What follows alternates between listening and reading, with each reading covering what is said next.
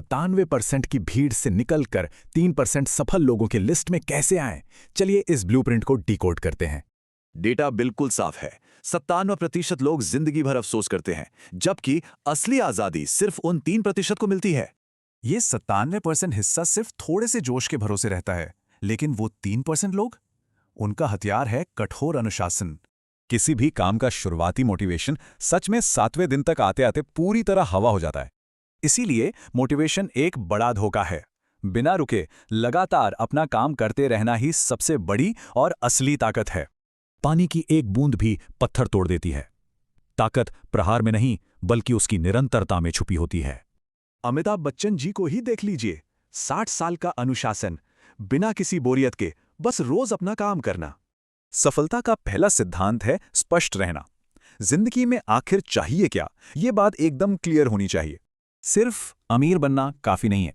लक्ष्य हमेशा मापने योग्य और समयबद्ध होना चाहिए, जैसे 12 महीने में 50 लाख।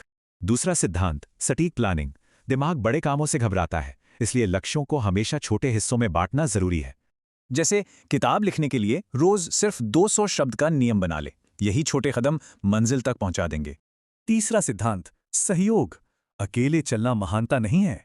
सफलता के लिए हमेशा सही लोगों से जुड़ना बहुत ज्यादा जरूरी है। आरामदायक सर्कल हमेशा स्थिर रखता है। ऐसा ग्रुप होना चाहिए जो आराम नहीं, बल्कि आगे बढ़ने पर मजबूर कर दे।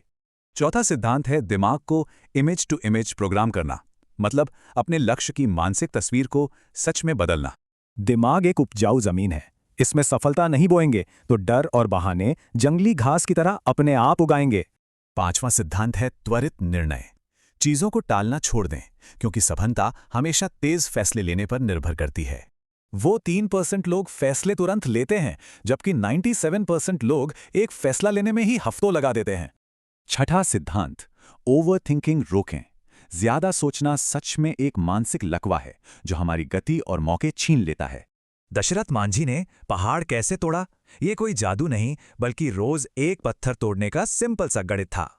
याद रखें, अनुशासन का वजन सिर्फ कुछ ग्राम होता है, लेकिन जिंदगी भर के अफसोस का वजन हमेशा टनों में।